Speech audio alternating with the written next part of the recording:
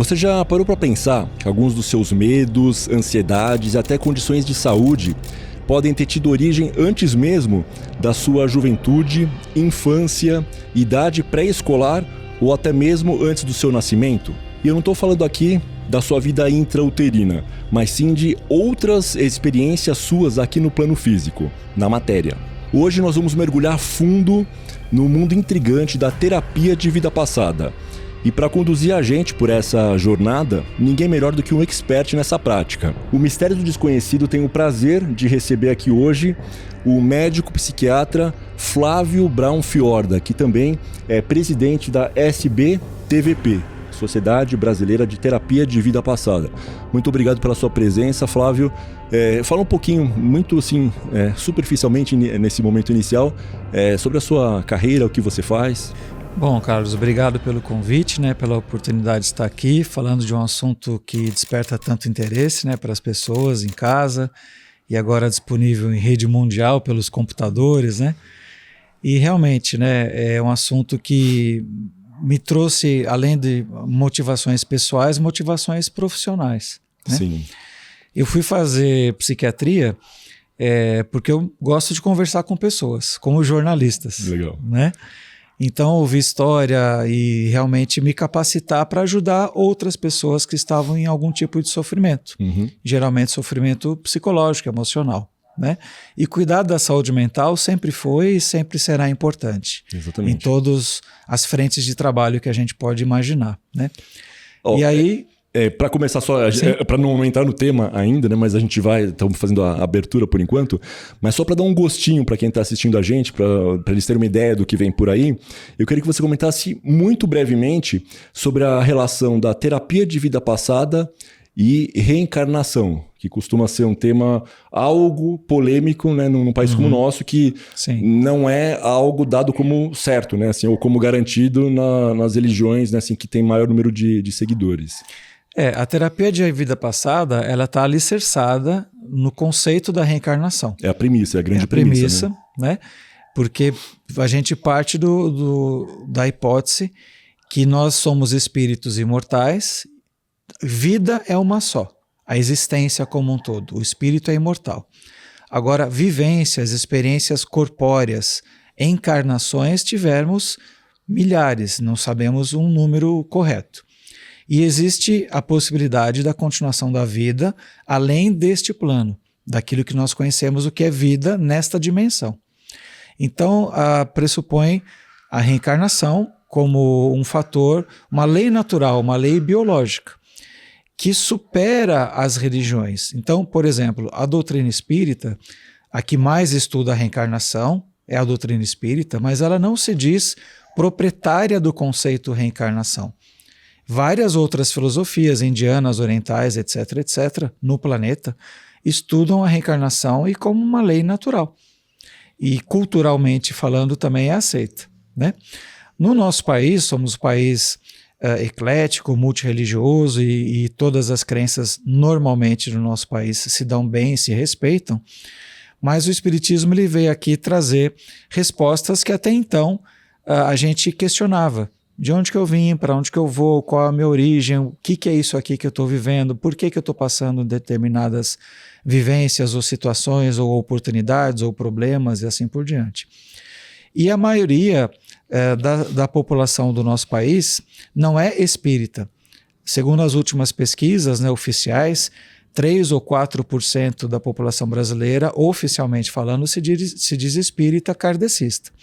Mas se você perguntar se você acredita na reencarnação, esse número já sobe para praticamente de 40% a 50%. O brasileiro ele é bem aberto à possibilidade, acho que talvez por isso essa possibilidade dessa terapia tenha feito aí no momento em que veio a um grande público, causou realmente uma grande comoção. Só que antes da gente continuar, preciso te passar um recadinho muito importante. Se você não for inscrito no canal, considere agora fazer essa inscrição e conta aqui embaixo nos comentários se você já experimentou por esse tratamento de terapia de vida passada, se conhece alguém que fez e, enfim, contou a você. De repente você pode vir aqui no nosso estúdio para contar a sua história. e também esteja à vontade para compartilhar esse vídeo com seus amigos, familiares e pessoas que você sabe que se interessam não apenas por essa temática que a gente está tratando hoje, né, que é a terapia de vida passada, como também dos outros temas do canal, que estão muito ligados à espiritualidade, experiências fora do corpo, experiências de quase morte também, que de uma certa forma todas elas estão conectadas, né, doutor? Com certeza. E então, assim, considera fazer essa indicação para os seus amigos, se inscreve aqui no canal e usa também o campo de comentários para dizer, pelo menos, né, a cidade no Brasil ou no mundo de onde você nos assiste. E agora, então, continuando, doutor, eu queria que você falasse um pouquinho da sua infância, da sua adolescência, né, da escolha do seu caminho na psiquiatria, e de como a terapia de vida passada veio ao seu encontro, ou como você foi ao encontro dela. Sim. Parte da minha família já estudava bastante a doutrina espírita. Você, né, vem de berço espírita já, então? Em parte, sim, né? E isso me colocou numa situação que era normal falar de morte, falar da comunicação com os espíritos, de uma maneira assim, natural, sem forçar e sem me assustar, né? E aí, entrando na faculdade de medicina, em 92, eu sou formado em Santos, né? Eu conheci professores espíritas, que fundou o primeiro grupo acadêmico, em 1994, de estudos científicos de medicina e espiritismo. E a gente teve a oportunidade, o privilégio de hoje agradecer e ter contato com esses professores, né? São pessoas muito queridas, de trazer essa temática para dentro da faculdade. Que legal. Né? Então, a minha escolha profissional foi indo naturalmente para a saúde mental, porque se trata de gente, né? Não só de doença, né? Claro, a gente vai tratar algumas patologias, sim, é verdade, mas eu vou tratar de uma pessoa. Acima de tudo, um ser humano. Acima de tudo, um ser humano. Não é o fulano do leito tal, o fulano que tem gastrite, ou depressão, ou qualquer outra coisa, né? É o seu João, a dona Maria, que está lá pedindo uma ajuda. Em primeiro lugar é isso, né? E a partir daí, eu fui fazer psiquiatria, já tinha psiquiatra na minha família também, já tinha, como já falei, parentes que já estudavam a doutrina espírita, e fui fazer o curso da SBTVP após a formação na área da saúde mental em Campinas, que ficava a sede da Sociedade Brasileira de Terapia de Vida Passada, cuja presidente era a doutora Maria Teodora Ribeiro Guimarães, que trouxe esse tema para o Brasil no final dos anos 70, começo dos anos 80. E eu fui fazer o curso lá, junto com a parte da formação da área da psiquiatria, e hoje estou presidente da SBTVP, isso já faz aí 25 anos mais ou menos, né? Que eu tive essa formação e trabalho com psiquiatria clínica e na área da psicoterapia, que são várias abordagens psicoterapêuticas que o profissional pode escolher. Eu escolhi a terapia de vida passada porque era alguma coisa que eu já gostava, já estudava e alguma coisa que eu queria para pôr em prática com os pacientes. Era algo natural para você, acho que era um caminho, né? Era um caminho que foi indo naturalmente. Claro que a gente vai usar também os recursos que nós aprendemos na faculdade de medicina, na formação na psiquiatria, medicamentos e toda a parte técnica, né? Só que toda essa complementação falando na espiritualidade, no cuidado com o paciente e, se for possível, para alguns pacientes, nem para todos a gente utiliza, abordar a questão da reencarnação e da TVP. Antes da gente começar a gravar, o Dr. Flávio estava até comentando a respeito do olhar de um médico espírita, né? Assim, se é um psiquiatra tradicional, né, que não tem essa vivência na espiritualidade e um paciente relata que está vendo ali uma presença, uma consciência sentado na mesa ou ao lado dele, um médico, né, mais tradicional que não tem essa vivência vai falar, é uma alucinação, vou seguir os protocolos de tratamento disso. E como seria a visão, a abordagem, só para ficar bem claro para a audiência, que é variada, né? Tem gente que tem uma vivência nisso, um conhecimento, mas nem todo mundo. Como que seria o seu olhar, por exemplo, de um paciente que relata que está vendo alguém que para as outras pessoas não está ali? Pois é, Carlos. Então, na anamnese, nas conversas que a gente tem com o paciente, a gente sempre pergunta dentre as perguntas obrigatórias tradicionais que a gente aprende lá na faculdade, a gente está introduzindo a questão da anamnese espiritual. Você tem alguma religião, alguma crença, você pratica, o que você acredita? Isso eu pergunto para todos. E vou respeitando todas as crenças. Quem chega no consultório não precisa ser ou acreditar naquilo que eu sou ou eu acredito. Existe um respeito ético, né, em primeiro lugar. E dependendo da resposta que o paciente me dá, eu tenho uma tendência a ser mais católico, ou ser mais evangélico, ou mais espiritualista, eu vou adequando a minha postura ao paciente, até para não assustá-lo e não forçar a barra com nada nem com ninguém. É preciso ser familiar para ele, né? Exatamente. Se for familiar essa temática, eu já sou mais explícito, já abordo mais, já entro mais nessa seara. Se não for, eu vou respeitar do mesmo jeito, mas eu vou instrumentalizar o paciente para ele se capacitar para conviver com aquilo da melhor maneira possível.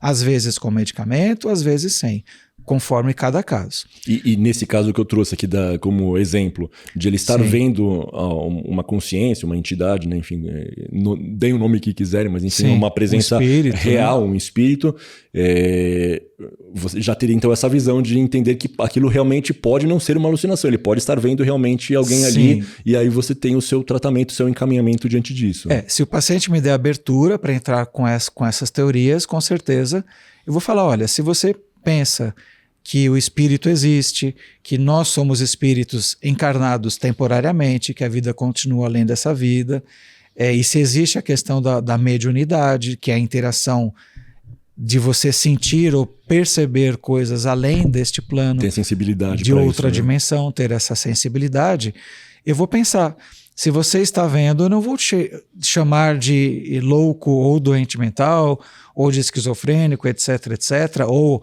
de uma alucinação induzida por uma droga, etc. Enfim, tudo isso eu pergunto, né?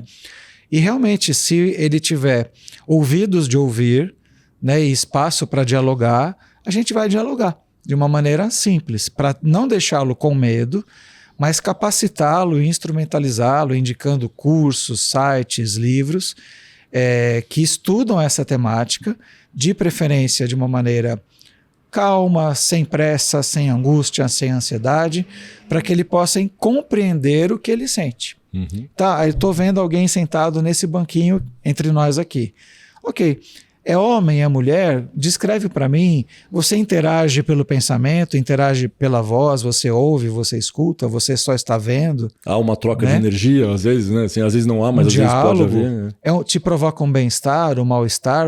Quais são as suas percepções? É que muita gente tem uma mediunidade até um certo ponto, mas a pessoa não sabe, né? Às vezes algo dela, ela veio com esse aplicativo instalado e esse instrumento de captação, e ela não sabe disso, ela não tem a vivência, né, num ambiente ou na doutrina, nunca ninguém por explicou, exemplo. Sim. Nunca conversou a respeito, nunca teve um profissional de saúde que desse abertura para falar a respeito disso.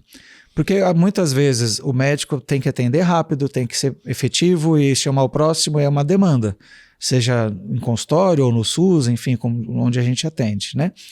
Mas às vezes ter a boa vontade de perguntar e a boa vontade de ouvir na medida do possível. Sim. E aí estabelecer um vínculo de credibilidade, de confiança, né? Voltando só um pouquinho em algo que você já falou, né, assim, da doutora Maria Teodora, sim. Eu gostaria de saber, assim, nessa época da sua formação, que eu acredito que, de certa forma, não exatamente, mas assim, coincidiu dentro de uma mesma década em que houve uma grande explosão, né, veio ao grande público a possibilidade aí de fazer um tratamento, né, com terapia de vida passada, né? Correto. Muito, acho que em grande parte, pelo menos para mim, assim, eu soube através do Dr. Brian Weiss, né, assim, com os livros que ele vendeu, acho que 1.600.000 cópias até hoje, então foi um grande sucesso, vamos dizer assim, um case, né, editorial. Mas existiram outras pessoas, né, que são também, vamos dizer, ícones, né, que trabalharam no desenvolvimento, e isso eu acredito, me corrija se eu estiver errado, e por favor, complete com o que você julgar que é interessante a gente trazer. Como que ocorreu esse desenvolvimento, essa chegada dessa terapia aos consultórios? Como que foi esse fenômeno, esse movimento nos Estados Unidos? Quem foram as pessoas que trouxeram isso para cá? E como que elas vamos dizer, adaptaram ao nosso ambiente, ao nosso tempero brasileiro, e em que isso se diferenciou depois de onde veio, né, essa possibilidade? Você vê, Carlos, é muito interessante. Eu fui pupilo, aluno, né, da doutora Maria Teodora Ribeiro Guimarães, como eu já disse, né, no começo dos anos 90. Mas a TVP não começou no Brasil. O Brasil é o país mais espírita do mundo e tem uma parte da população que acredita bastante na temática da reencarnação, né? Mas a TVP começou nos Estados Unidos, cuja maioria é evangélico, né? É um desafio para uma terapia dessa vertente. Mas é interessante porque a espiritualidade sabe o que faz realmente, né? A gente não tem controle sobre isso. Ainda bem que eles nos ajudam também. Deus no comando, né? Mas a TVP começou nos anos 70 nos Estados Unidos, principalmente com o Dr. Morris Netterton. Ele é um neuropsicólogo da Califórnia e junto com outros colegas da área, Chet Snow, Edith Fiore, dentre outros tantos aí, pioneiros, né? Faziam regressão tradicional com hipnose para a vida intrauterina daquela pessoa, para descobrir traumas, medos, problemas emocionais que estavam atrapalhando a vida adulta.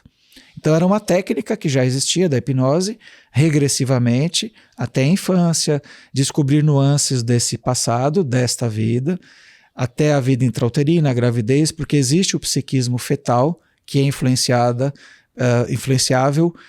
pelos pais, pelo ambiente de onde aquela gestação ocorre. Né? Por isso que é importante ter um clima legal na gestação. Já começa por aí. Não é frescura. Não é frescura. Realmente influência forte. O pai, a mãe, né? O amor, realmente, né?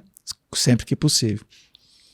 E aí esses pacientes que eram submetidos à regressão até a vida intrauterina, de repente eles começavam a falar coisas e citar histórias que não pertenciam à sua existência atual, que não faziam parte da sua cultura, dessa encarnação, do ambiente que elas foram criadas, e elas nem tinham realmente conhecimento técnico ou intelectual para isso. Começava a falar em outras línguas que elas não estudavam. Foi um americano falando italiano, por exemplo, e não tinha nem descendência italiana, só para dar uma ideia, né? Então esses profissionais começaram a pensar, pera lá, de onde está vindo tudo isso? É do inconsciente coletivo, como Freud falava, Jung falava, né? Isso faz parte de uma memória genética que eu venho trazendo dos meus antepassados, avô, bisavô, tataravô, etc, etc. Ou isso pode ser parte de uma suposta memória de uma outra vida, de uma outra existência.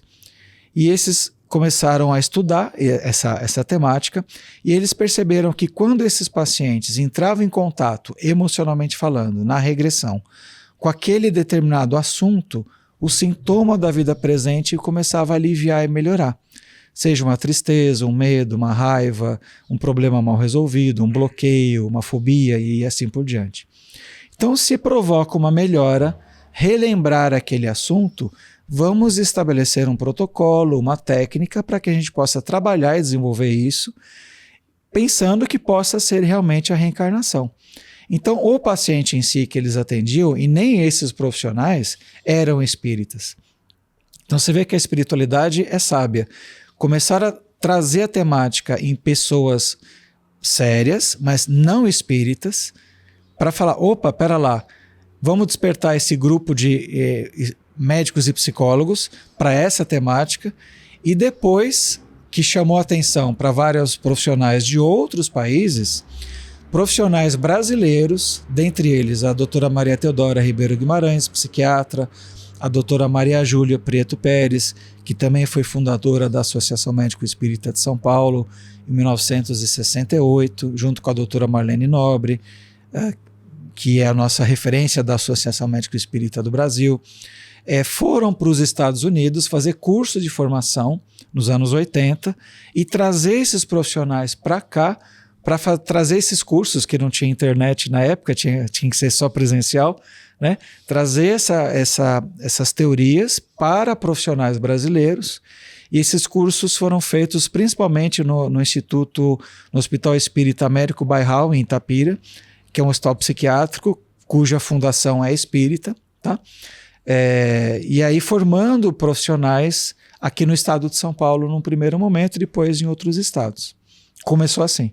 Muito legal. E é legal que elas beberam direto de uma fonte, né, das pessoas ali botando em prática algo que, como você bem relatou, né, assim, houve uma inteligência por trás disso, de fazer brotar o interesse por isso e fazer as coisas se manifestarem com pessoas até...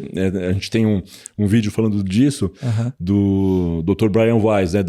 Muitas vidas, muitos mestres. Ele cético, né? Ele cético, dono de um currículo absurdo daqueles, né, assim, possíveis num país como Estados Unidos, né? E o cara com...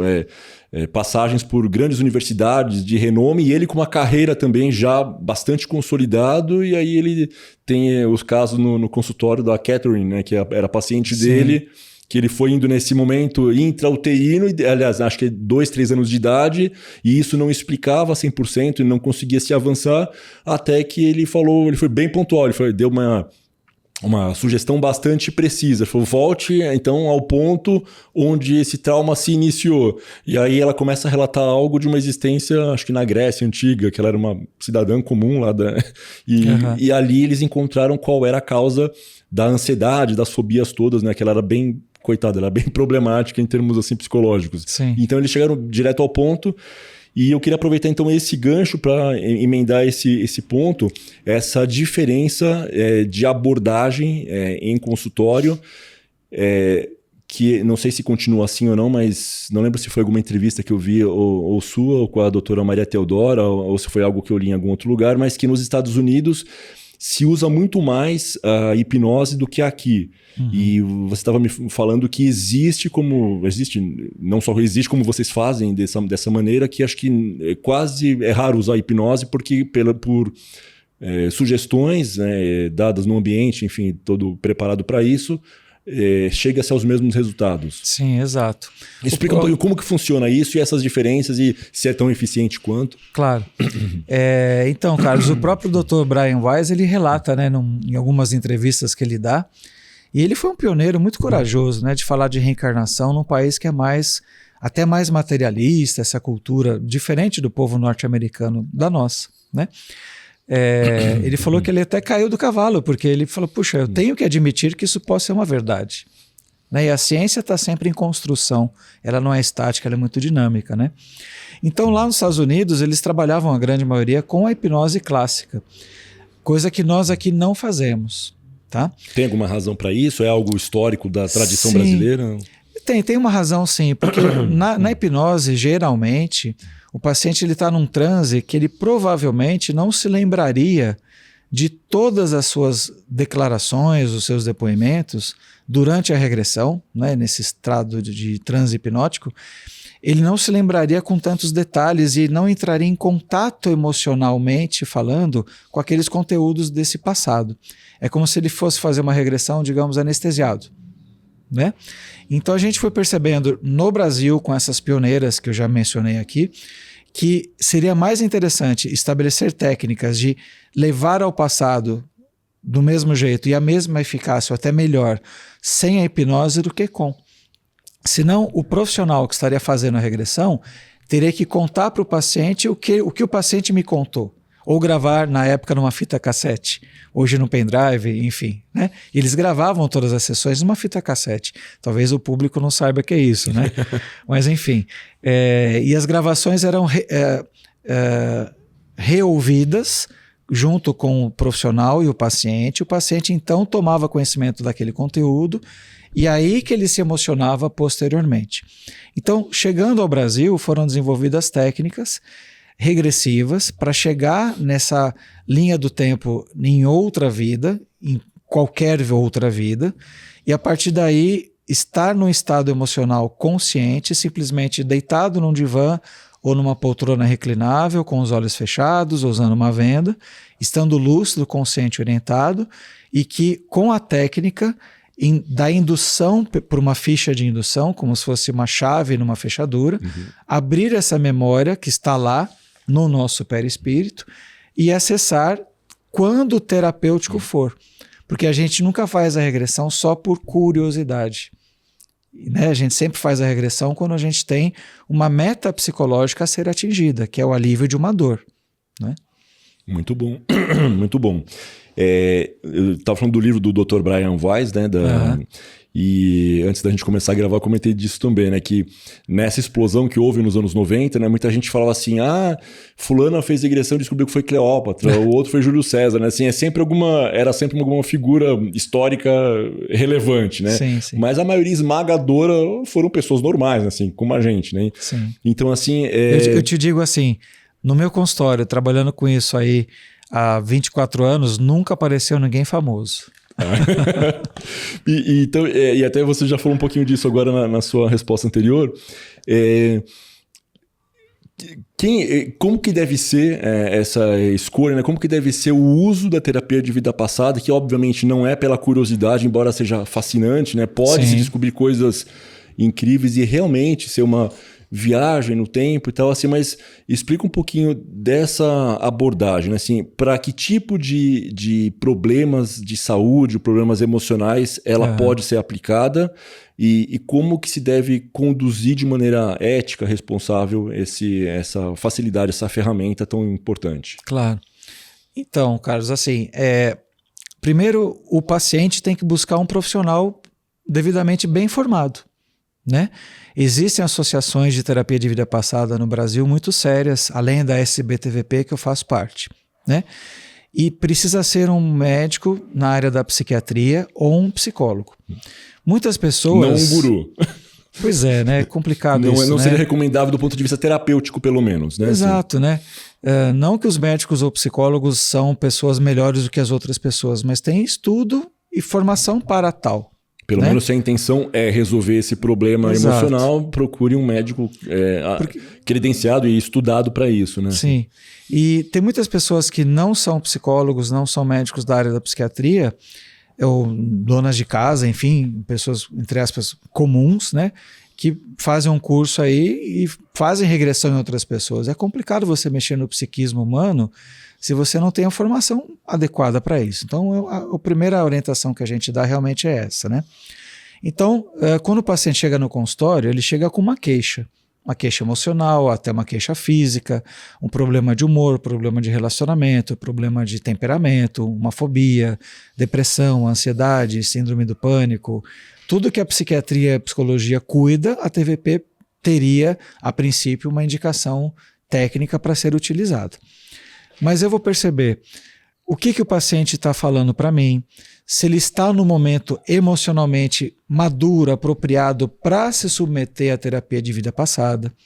Por exemplo, um paciente que chega no consultório, teve uma perda familiar, um luto, uma separação, ele não tem que fazer terapia da vida passada, ele tem que fazer a terapia da vida presente. Ele está numa dor que tem a ver, está relacionado com o momento que ele está passando no aqui e agora. Então é a técnica convencional de psicoterapia, que tem várias outras abordagens. Que as pessoas que de repente ficaram achando a terapia de vida passada resolve tudo. Exato. Nesse caso não, né? É a vida presente. Né? Exato. Então a gente tem que saber fazer essa triagem com essa sensatez e com a honestidade que o paciente merece da gente, né? Então se eu perceber que é um paciente que pode ter, cujo problema, trazendo origem para mim, né?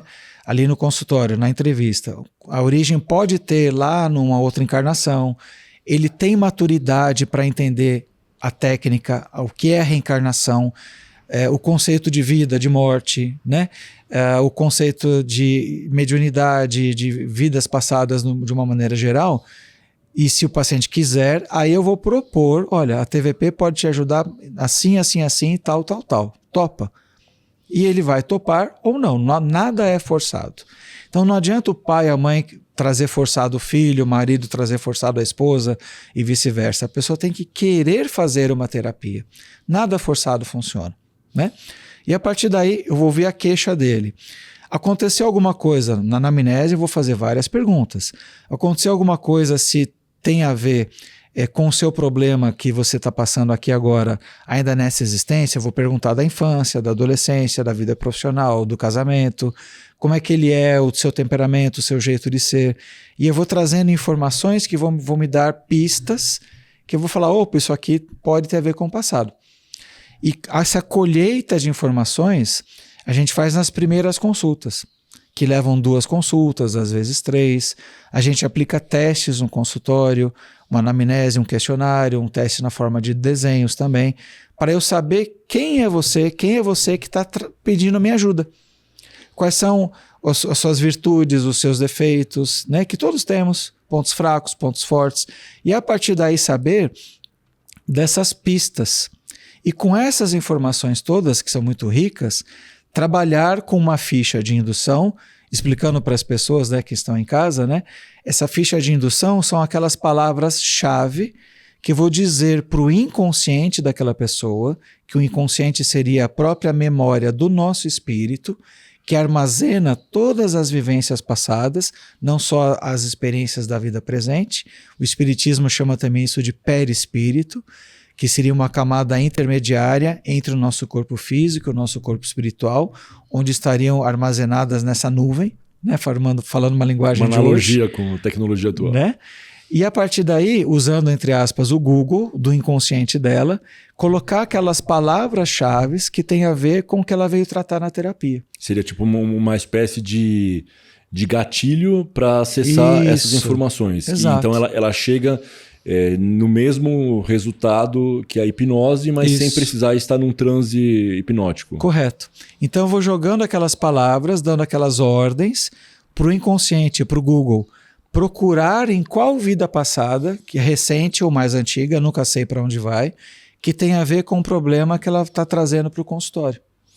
Para a gente até trazer para o público, né, e mostrar para as pessoas como que isso acontece, né, como que é na prática mesmo. Então a pessoa fica deitada num divã, né, bem tradicional de psicólogo, psiquiatra, ela fica deitadinha ali, de olhos fechados. Talvez me fala como que é, assim, como que é o ambiente, a luz, para a gente deixar para a pessoa fazer o filminho na cabeça dela e entender exatamente como que é uma sessão. Legal. No meu caso eu uso uma poltrona reclinável, confortável, não precisa de música de fundo, um lugar agradável, onde a pessoa se sinta bem e tenha privacidade, não tenha barulho, enfim. Né? Lembrando, o paciente não precisa ser espírita, não vou impor doutrina filosófica ou religiosa a nada ou a ninguém. Né?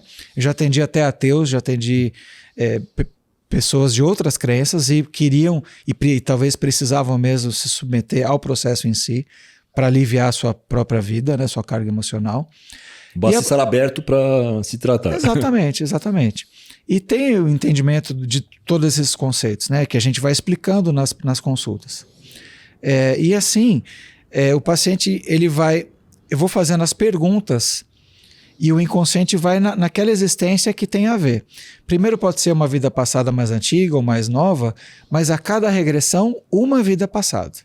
Um personagem que teria sido eu posso ter sido homem, eu posso ter sido mulher, rico, pobre, bom, mal, de qualquer raça, de qualquer condição social em outras vidas. Isso já quebra muitas barreiras e muitos preconceitos. Que as pessoas tendem a achar, não, eu sempre fui bonzinho. Não necessariamente, né? Você tem hoje padrões morais e éticos que você busca seguir, mas não necessariamente você sempre foi bonzinho, não. Pode ter feito coisas muito sérias, inclusive. Sim, coisas que hoje eu não faria ou não concordaria em fazer. Por quê? Porque se eu não sou um espírito em evolução, a minha versão de hoje, o meu Flávio de hoje, sou eu, teoricamente é a melhor versão de todas as outras que eu já fui. É a versão mais atualizada, desenvolvida, melhorada, né? Exato, né? Mesmo com os meus defeitos. Então, no passado, eu posso ter sido qualquer coisa, feito qualquer coisa, vivenciado qualquer coisa, eu posso ter sido vítima, posso ter sido algoz, né? Posso ter sido qualquer coisa. E eu deixo claro, né, que eu não estou fazendo julgamento. Ali não é um tribunal, ali é um consultório. Né? Então, eu deixo o paciente bem confortável com relação a isso, para ele se entregar ao processo. Por quê? Porque a gente está ali para acolher e orientar. Então, continuando, né?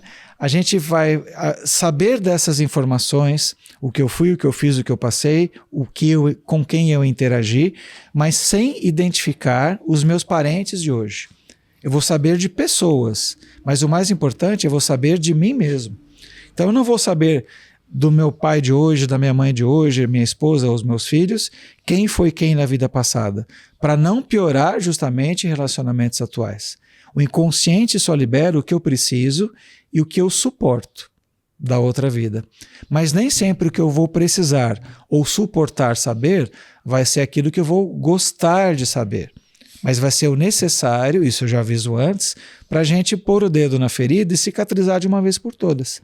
Então a gente ousa falar em cura, em desmame de remédio, em mudança de padrão de comportamento, em revalorização de coisas da vida. Então o paciente ele sai pensando muita coisa quando ele sai do consultório, porque o mais importante na terapia de vida passada não é só saber do passado, é como aproveitar aquele conteúdo para que eu possa usar de métrica de comparação, para que eu possa fazer diferente para hoje. Isso chama reprogramação de vida. Sim, eu tenho 2 perguntas para fazer sobre isso. Você entende e acredita que de alguma maneira, quando está você e o paciente ali no consultório, existe necessariamente ou não, alguma participação de algo do mundo espiritual ou não? É uma coisa só você com aquela pessoa? Pode falar essa já. Sim. Eu acredito que a interação entre a espiritualidade conosco é uma via de mão dupla e ocorre 24 horas por dia. Então, com certeza, existe aquela intervenção positiva que nos protege, que nos intui, e aquela que quer também nos atrapalhar. Mas eu digo, na prática da terapia, existe, vamos dizer, um amparo do lado de lá para aquela pessoa que está ali revisitando esses momentos importantes de uma existência passada. Sem dúvida. O amparo da espiritualidade, quando sempre você tem uma boa intenção, ele está lá o tempo todo, né? E a espiritualidade realmente protege a técnica, o ambiente, a situação e nós que estamos trabalhando com seriedade, né? Há de se fazer merecer essa proteção. Sim. Né? Sem perfeccionismo, sem puritanismo, não é isso que eu estou falando. Mas ali naquele momento, é um momento, entre aspas, sagrado. Tem uma energia, né? Tem uma intenção, energia né? diferente, né? Então, o que é interessante que os pacientes, quando começam a relatar as coisas, como é que o paciente vê o passado? É isso que eu ia te perguntar. Né? Ela enxerga um filminho, isso. São sensações, ela ouve coisas, como que é? Até porque numa das entrevistas da lição de casa que eu fiz, me preparando para conversar com você hoje, você já se submeteu à técnica também com um colega, né? Então, como alguém que sentiu na pele já, como que é isso? O que o paciente sente durante essas sugestões que ele vai recebendo? O paciente ele está lá com os olhos fechados, usando uma vendinha assim, muito simples, confortável, e conforme eu vou dando as ordens, a gente vai alcançando níveis mais profundos dessa inconsciência. Da consciência para a inconsciência. Camadinhas de cebola, digamos assim, até o núcleo, né? E aí o paciente, eu vou começando, e aí, a partir da hora, o que está vindo na sua mente? E vem palavras, vem cenas, vem sensações, vem sentimentos, vem às vezes vozes, sons, intuições. Cada um entra por um canal sensorial. É bem gradual, né? Gradual. Assim, né? E o paciente ele relata, puxa, parece que eu estou me vendo num lugar aberto, tem uma mata aqui desse lado, tem um rio aqui. Nossa, de onde que eu estou falando tudo isso? Eu falo, continua, não perde o fio da meada. Eu vou engatando uma pergunta na outra para descrever o ambiente, descrever quem ele foi, esse personagem que ele foi lá na outra vida, seja o que tenha sido, descrever o sexo, a roupa, o ambiente, o que está fazendo, o que está sentindo, o que está pensando, o que vai acontecer na sequência da historinha dos fatos, e a coisa vai saindo. Então eu estou aqui, eu estou num baile, estou usando um vestido vermelho, vai acontecer um assassinato, ou eu vou me casar. O que tiver que vir, vai vir. Seja algo simpático ou um pouco mais difícil, aquele conteúdo.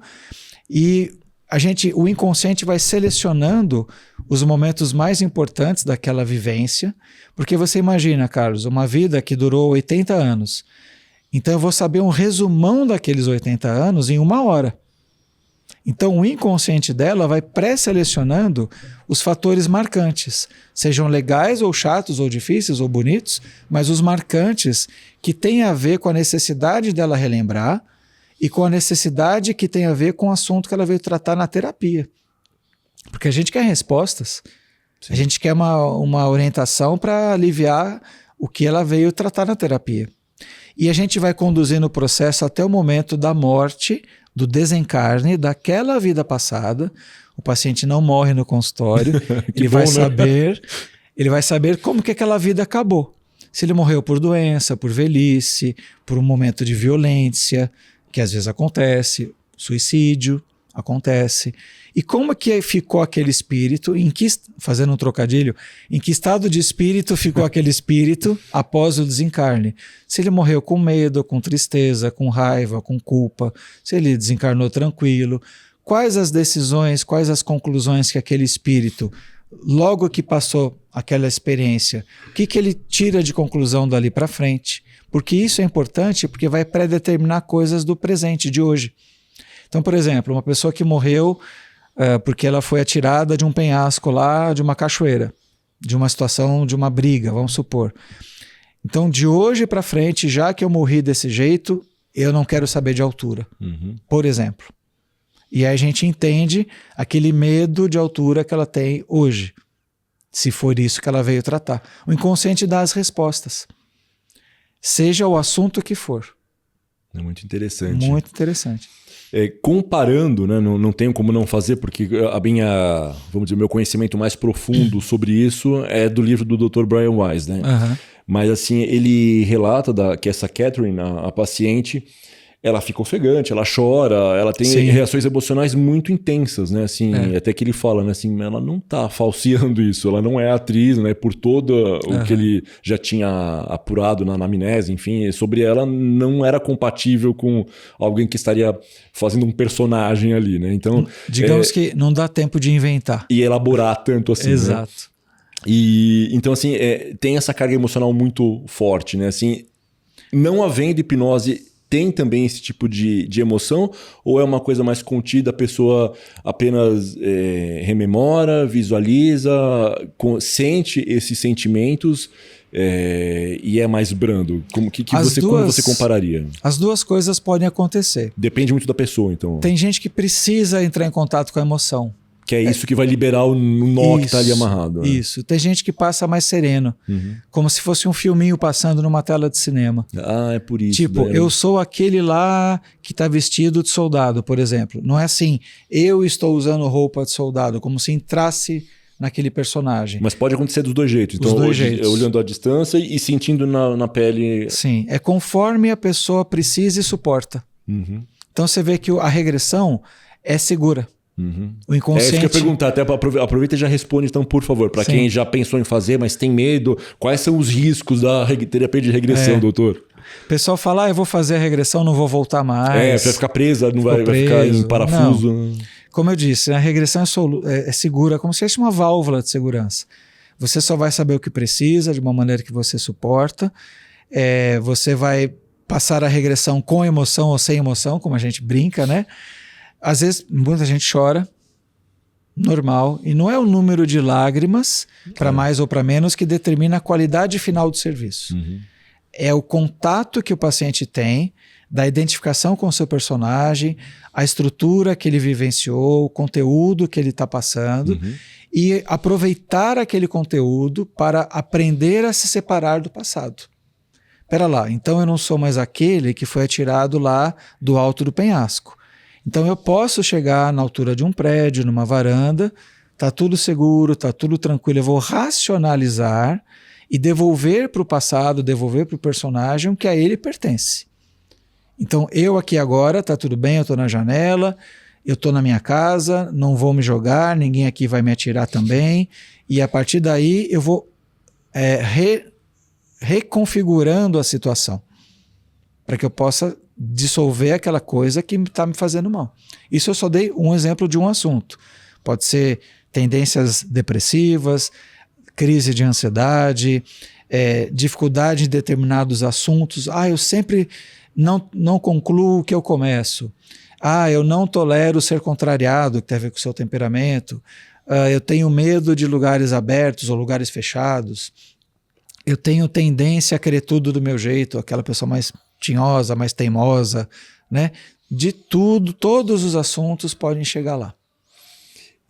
A gente está falando aí num aspecto comportamental e emocional. Além disso, que outras outros problemas de saúde, de repente, podem ser tratados com uma abordagem, né, da terapia de regressão. O que é muito frequente é a famosa ansiedade, síndrome do pânico, aquela crise aguda, que a pessoa tem uma sensação de morte iminente, doenças crônicas, sintomas crônicos de doenças crônicas. Por exemplo? Dores, as ites, rinite, sinusite, gastrite, labirintite, colite, essas inflamações crônicas. Nossa, não imaginava que isso podem poderia estar relacionadas a traumas físicos vivenciados por mim em outra vida ou que eu fiz mal a terceiros em outra vida. Então, como a gente falou logo no começo, ninguém foi santo. Seria uma, né? Culpar-se a si mesmo Exato. e tipo uma mutilação, não, como autoflagelação. Exatamente. É uma espécie disso. Existe uma autocondenação eterna. Meu Deus, que culpa, o que eu fiz? Então agora eu mereço aquele sintoma que eu provoquei no outro. Isso geralmente acontece numa decisão pós-morte, pós-desencarne da outra vida. Por isso que a gente vai até o momento da morte, porque ali a pessoa está meio contaminada emocionalmente falando daquilo que ela passou de viver, acabou de passar. Uhum. Então, já que aconteceu isso, eu nunca mais faço isso, eu faço aquilo outro. E geralmente são reações pendulares do 8 a 80 radical. Ultrapolarizado. Isso. Então, já que eu sofri, agora ninguém manda mais em mim. Já que eu fui muito mandão, agora eu preciso ser submisso, entendeu? E geralmente esses polos a gente vai ver na regressão. Então tem vidas que eu vou me ver no polo A e tem vidas que eu vou me ver no polo B. Para quê? Para achar o caminho do meio. E ser mais... Me libertar de mim mesmo, do meu passado. É algo intuitivo, então, de buscar uma evolução. A consciência, a pessoa tem a consciência, ela, enquanto consciência, sabe que está aqui para evoluir, então é meio que uma programação de fábrica. Ela sabe que tem que seguir por esse caminho, mas às vezes ela exagera, hipercorrige. Isso, exato. O que ela praticou na existência passada. Então. E no processo terapêutico que a gente faz, geralmente a terapia dura uns 6 meses, a gente faz umas 8 regressões, 6, 10, às vezes, cada caso é um caso. Ela vai vendo a cada 15 dias que a gente faz cada consulta. E às vezes tem consultas que a gente não faz regressão, que a gente só conversa. Uhum. Porque é necessário também ver como que o paciente chega e eu ter a sensibilidade se é dia de fazer regressão ou dia de conversar. Sentir como ele está naquele momento. Cada momento é o momento. Então, no processo psicoterapêutico, o paciente ele vai fazendo aquela regressão para aquela vida passada, vamos supor que foi no ano de 1500. Na outra vida passada foi no ano de 1800. Na outra vida passada foi no ano de 2000 antes de Cristo. O inconsciente dela, essa memória, sabe aonde buscar. Não é cronológico, não é como assistir... quero ir a tal época agora. Não é turismo temporal. Não é turismo de viagem no tempo, exatamente. Se fosse assim, eu poderia ter mais poder de condução, mas eu dou só a indução, eu dou o start. O inconsciente da pessoa é que vai onde precisa. Vai para a vida intrauterina também, em alguns casos.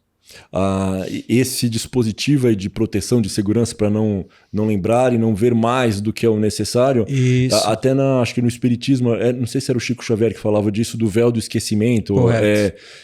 Explica só um pouquinho, né, pro público por que ele não se lembra de tudo, de todas as coisas das mais felizes até as situações mais trágicas e mais, né, violentas mesmo. Por que existe esse véu do esquecimento até do ponto de vista de evolução? Graças a Deus. É como se fosse uma cirurgia TVP. O cirurgião, para chegar numa decisão que tem que fazer uma cirurgia, ele tenta o tratamento clínico primeiro. Remédio, fisioterapia, procedimentos, etc. Olha, vai ter que abrir o estômago, toca uma úlcera aí, não tem jeito, vamos lá. A TVP seria esse recurso. Então eu nunca vou abrir uma barriga por acaso, sem necessidade, né? E eu ver esse véu do esquecimento do passado, ainda bem que ele existe. Porque se nós lembrássemos afloradamente, 24 horas por dia, de todas as nossas existências passadas, a gente não suportaria. Então, a gente nunca faz a TVP por curiosidade. Eu te vi dando uma entrevista, eu quero fazer. Não, calma. O que você tem? Vamos conversar. vamos amadurecer essa ideia. Tem algo que se aplique, que vai ser útil, né? Isso, exatamente. Eu tenho que ter esse bom senso. Né? E isso vale para todos os profissionais da área de saúde, para vários outros procedimentos, né? Em outras especialidades, inclusive. Então, nesse véu do esquecimento, a gente abre com a TVP uma janelinha nessa barreira do passado, perfura essa janelinha, cai lá em alguma existência, dá uma olhadinha, vê o que aconteceu, o que eu fui lá, e traz para cá, para gerar um aprendizado, uma mudança de padrão de comportamento. Então, não fazemos a TVP por curiosidade, não fazemos a TVP para identificar parentes que eu não me dou bem na vida presente. Você vai identificar uma situação que você não está se dando bem, não fulano ou beltrano diretamente, ok? A gente não faz a TVP em doenças em que tenham pacientes com doenças mentais graves, como esquizofrenia, quem está em surto psicótico, quem está em efeito de droga, efeito de álcool. Por quê? Porque a pessoa precisa estar lúcida, né? A gente evita fazer em mulheres grávidas para não interferir no psiquismo fetal. Então, são as principais contraindicações. Ou cuidados, né? Os cuidados, essa curiosidade. Tá bom, você quer fazer a TVP. Então, eu vou transformar a curiosidade em algo útil. Útil, exato, era o que eu ia falar. Né? Tá bom. Você quer fazer a TVP. O que você quer tratar ou melhorar de você? Não, eu não quero tratar nem melhorar nada. Então, não é paciente para TVP. E todo mundo tem algo a ser melhorado, claro. e poderia se beneficiar. Acho que 100% das pessoas poderia. É que ela precisa entender. Ela pode até, enfim, matar essa curiosidade. Vai ser interessante sobre esse aspecto. Acho que a maioria das pessoas que está vendo a entrevista está, porque é um tema fascinante realmente, mas precisa ter a utilidade, né? Tem que ser feito com... E ela vai, vamos dizer, ter essa viagem patrocinada, vamos dizer assim, mas vai ter uma utilidade terapêutica sem dúvida. Prática, né? É para tirar a dor dela. Sim. Mas ensiná-la a ela tirar a sua dor. Eu não faço isso. Eu dou os instrumentos. Falo, cobro, oriento, aponto quando está indo para o lado não saudável, que é a minha tarefa, obrigação. Sim. Você é o guia da pessoa. Sem fazer julgamento, não é isso que eu estou falando. Né? A gente também não está para lutar por uma bandeira, seja ela qualquer que for, né? E a partir daí, o paciente ter paz, viver melhor. Essa é a meta. A minha alegria é dar alta. O meu prazer é dar alta, né? Legal. E isso é fantástico. Falamos em curiosidade agora há pouco, né? E eu vou admitir, assim, eu tenho muita curiosidade, imagino que muita gente que está vindo também tem. Eu também me submeti a isso, né? Então, eu ia falar, a gente tem 2 caminhos para ir e acho que até dá para percorrer esses 2 caminhos, né? Assim, eu vou só te pedir, né? O que você poderia ou se sentiria confortável de compartilhar com a gente de coisas, de qual era a sua queixa, de como foi feita a abordagem, o que você viu, quais eram essas existências, se você chegou a dados como datas, nomes, lugares, por exemplo, assim, conta um pouquinho da sua vivência e vou te pedir para na sequência, né, depois você termina e a gente continua, de pacientes, obviamente, sem identificar ninguém, mas assim, qual era a queixa, o que foi aplicado, o que ele relatou em consultório. Fala, começa por você, então, já que se você teve nessa... Sim, posso, claro. Acho que já está bem resolvido, né? O passado está no passado, né? E a ferramenta foi muito útil por causa disso. O que é muito frequente, né? Que eu fui trabalhar também na minha psicoterapia, aquela questão de querer agradar todo mundo, de ser aceito, não dizer não.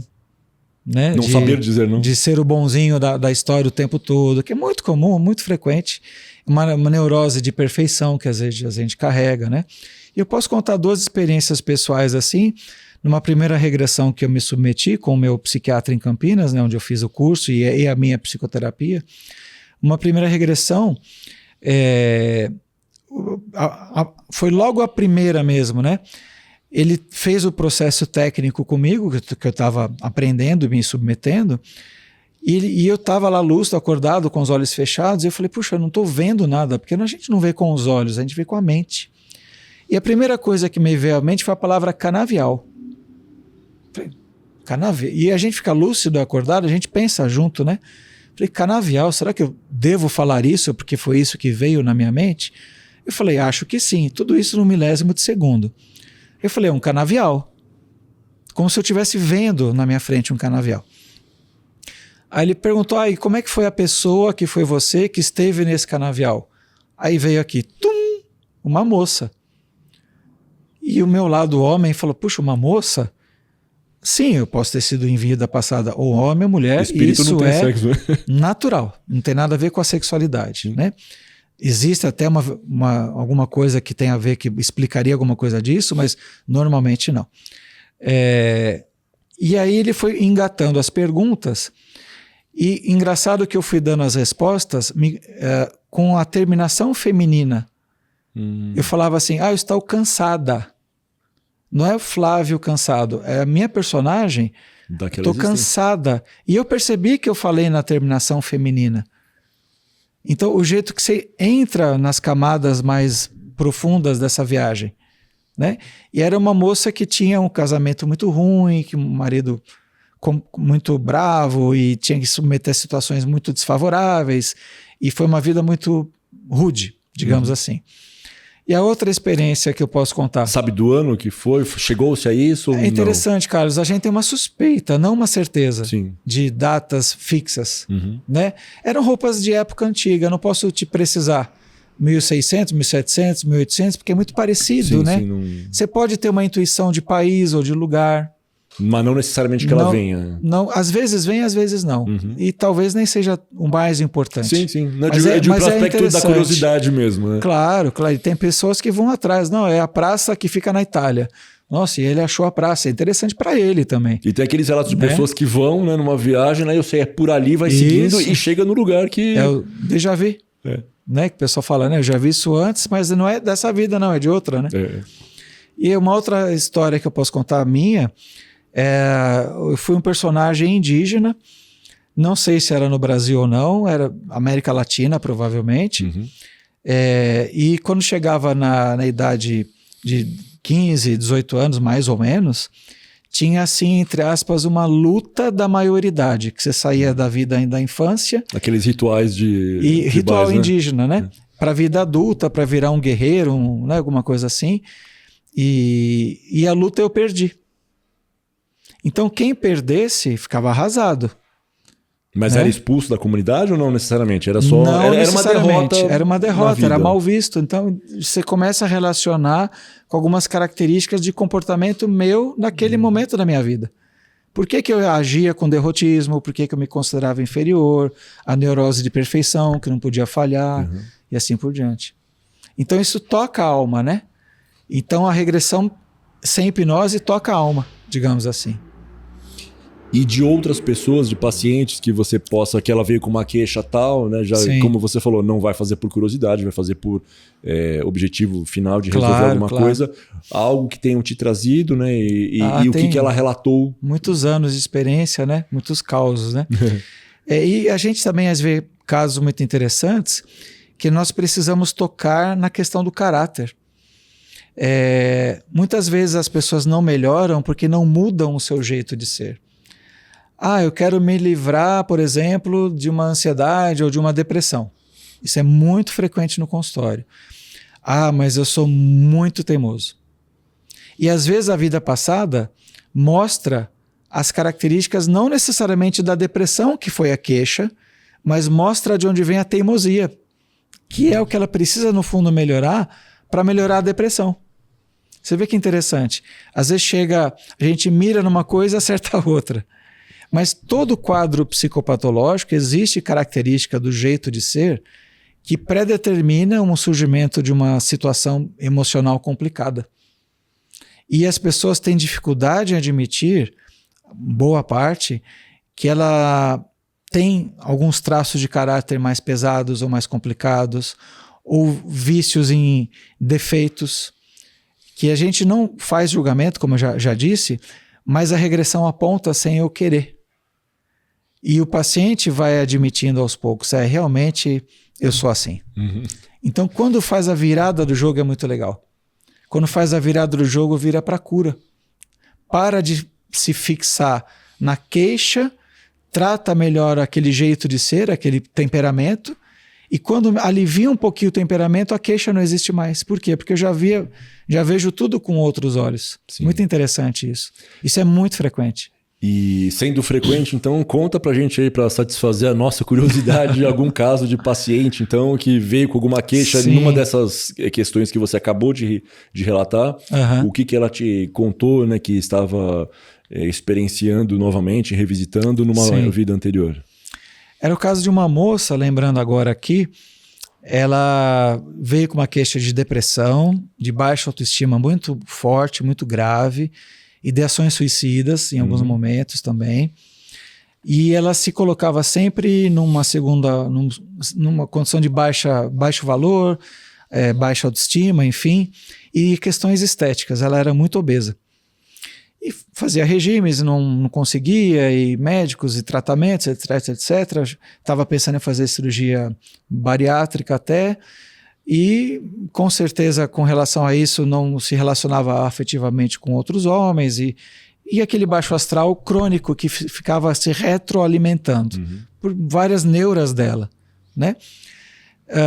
E comia compulsivamente, uma carência afetiva, engordava mais, e uma coisa piorava a outra. Sim. Tem um vício ruim assim de maus sentimentos, né? Que retroalimentavam-se. E aí ela se viu numa primeira vivência, na época não me lembro de uma guerra grande, ou primeira ou segunda, e a história do planeta Terra é de muitas guerras, muitas batalhas, muita violência. Está intrínseco, né? Na humanidade, né? É crônico, né? A humanidade não... Estamos em guerra de novo lá no Oriente Médio, aquela coisa da Ucrânia, e o ser humano não aprende, né? Enfim, vamos voltar no assunto. E aí ela se viu morrendo de fome pela condição daquela batalha, daquela guerra, morrendo de inanição, propositadamente, né? Em situações graves, tristes, dramáticas. E morreu jovem, morreu menina. E foi abusada sexualmente pelos outros homens do outro país ou do outro reino, de qualquer coisa assim. Então ela desencarnou muito revoltada naquela vida. Ela viu na regressão tudo isso. A revolta contra os homens, a baixa valorização, a questão de não conseguir colocar uma barreira para se defender, a questão de morrer de fome e hoje comer compulsivamente para se garantir. Para compensar todo aquele sofrimento de não ter o que comer. 880, como a gente falou agora há pouco. Isso, e ela chorava muito compulsivamente durante essa regressão. Ela se viu como mulher, então. Na outra vida, na outra regressão que ela fez, aí o que eu faço? Para todo paciente, ele tem que escrever a regressão em casa. Para quê? Para continuar drenando o passado para fora. E é interessante que quando o paciente põe a escrita, vem mais detalhes que não veio na regressão. Algo importante. Uma coisa vai puxando outra. Vai puxando outra. E o paciente traz para mim na próxima consulta, e às vezes a gente conversa a respeito disso. Olha, na regressão faltou isso, que quando eu estava escrevendo em casa, que eu peço, eu me lembrei e veio e bate muita coisa com hoje. Então é interessante escrever a regressão em casa. Sim. Faz parte da técnica, do processo. A terapia fica mais completa. Fica mais completa com essa declaração por escrito. Claro, não vai mostrar para ninguém isso que está escrito, é uma coisa muito íntima, não vai pôr na rede social, enfim, né? A segunda regressão que essa moça fez, ela se viu mais num papel de poder e de algoz, onde ela maltratava as pessoas, ela deixava os outros morrer de fome, ela fazia as maldades até que ela não fez naquela primeira história. Ela se viu no outro papel, vida de algoz. Ela primeiro teve uma vida que a gente chama de vítima, e agora uma vida de algoz. E ela desencarna com culpa, ela desencarna com a mão na consciência e fala, meu Deus, o que eu fiz? E no mecanismo autopunitivo, ela fazia tudo isso que ela fazia na vida presente. E não se dá valor. Então é o padrão e o contrapadrão que a gente observa. O que é padrão de comportamento? Então hoje eu sou, sei lá, ranzinza, eu vejo uma vida passada que eu fui muito ranzinza, então eu estou no mesmo padrãozinho de comportamento. Hoje eu sou ranzinza, na vida passada eu fui muito submisso, eu estou no contrapadrão de comportamento, estou no outro polo.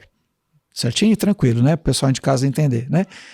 E aí, nessa segunda regressão, ela se viu chato, bravo, mal-humorado, estúpido, agressivo, indiferente, egoísta, frio, tudo que ela condena hoje na vida presente e que ela reclama que os outros tratam ela desse jeito. Só que ela se deixava tratar por culpas de tanta coisa errada que ela fez na segunda regressão. A terceira regressão, e conversamos depois a respeito. Essa mesma paciente. O mesmo paciente, a mesma moça. As pessoas têm muitas facetas, muitas camadas, né? Sim. Vai Pode vir tratar de cada tudo, né? aspecto. Vem de tudo, vem de tudo. Né? E a terceira, então? A terceira foi talvez a mais interessante, a mais marcante para ela, que ela se viu como mulher no mundo de prostituição. Hoje ainda existe a prostituição, sempre existiu a violência, etc, etc, sem julgamentos. Mas ela se viu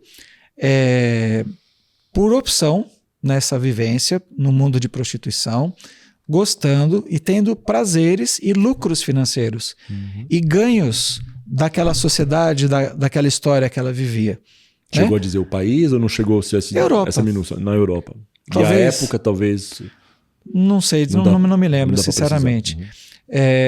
E aí, e ela tendo ganhos secundários de posições, de vantagens, de seduções e tudo mais, etc, etc. Mas, de fato, ela nunca foi amada.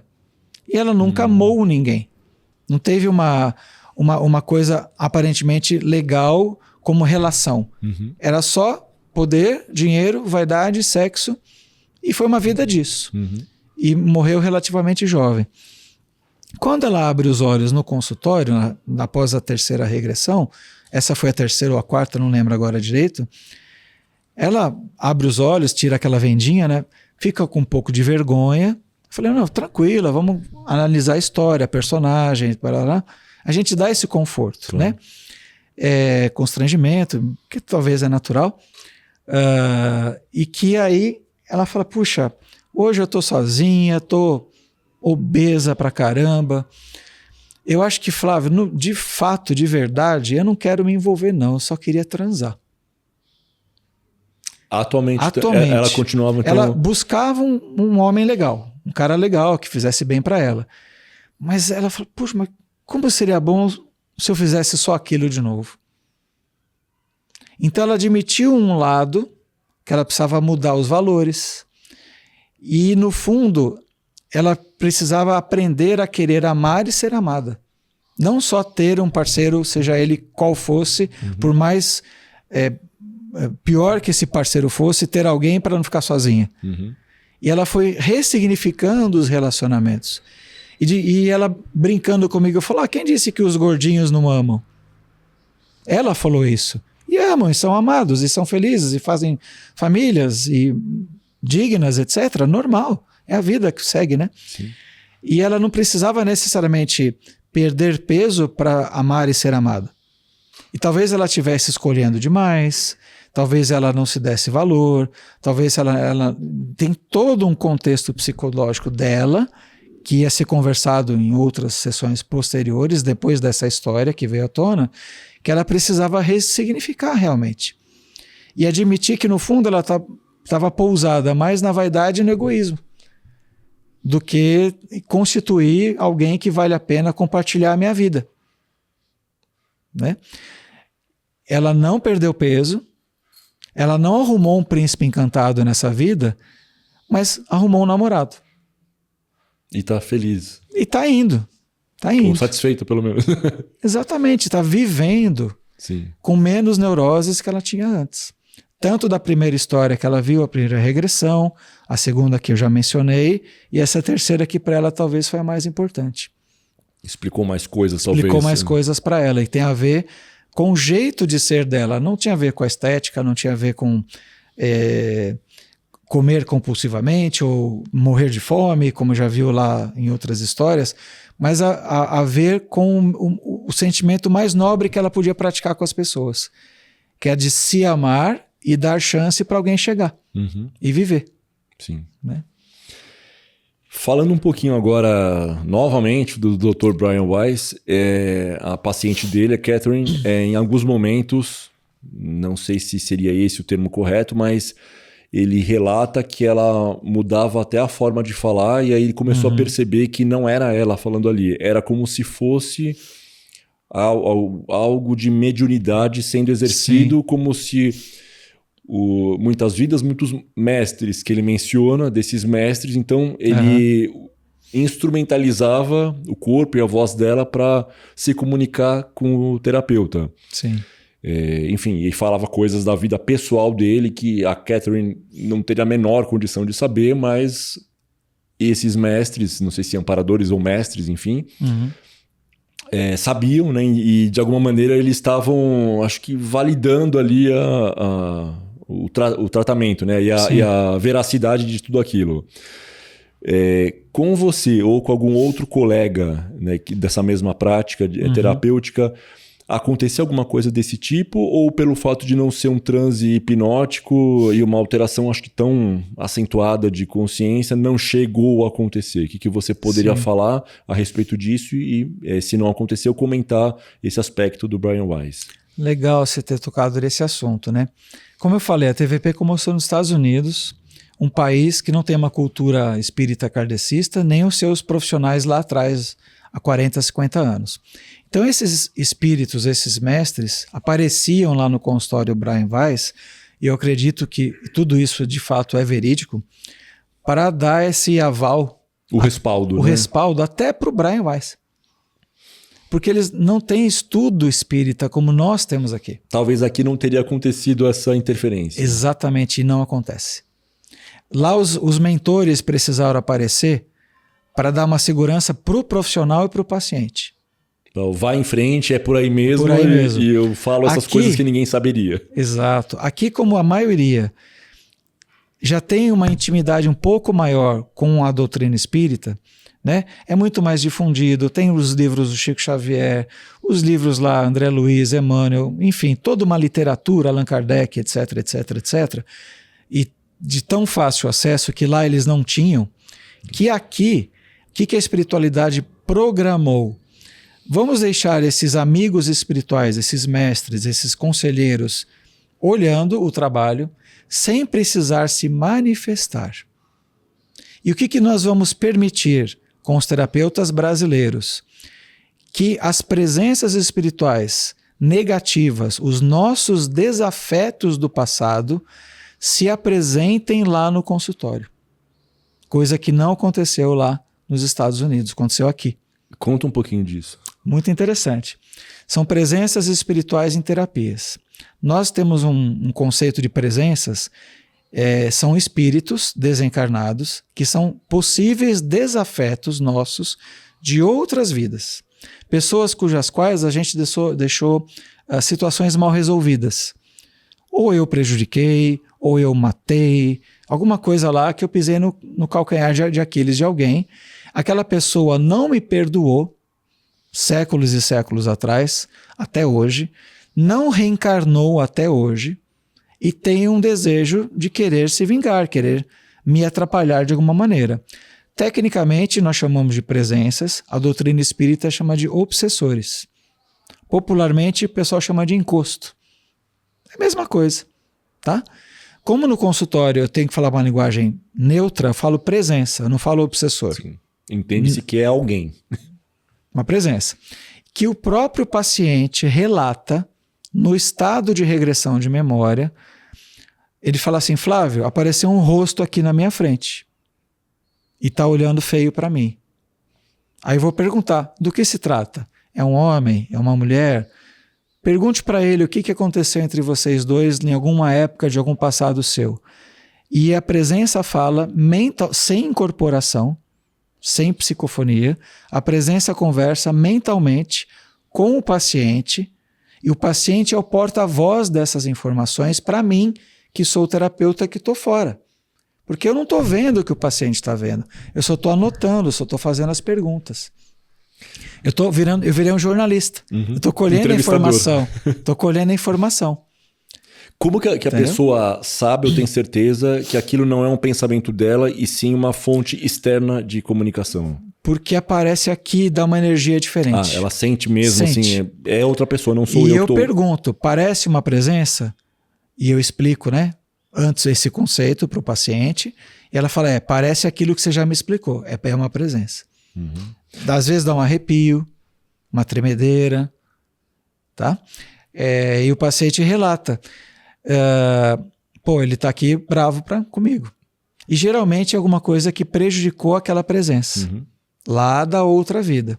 E a gente vai conduzir esse diálogo no sentido que o paciente peça perdão para aquela presença. E tem paciente que não pede. Aí eu falo, tá bom, leva para casa. O que você escolhe?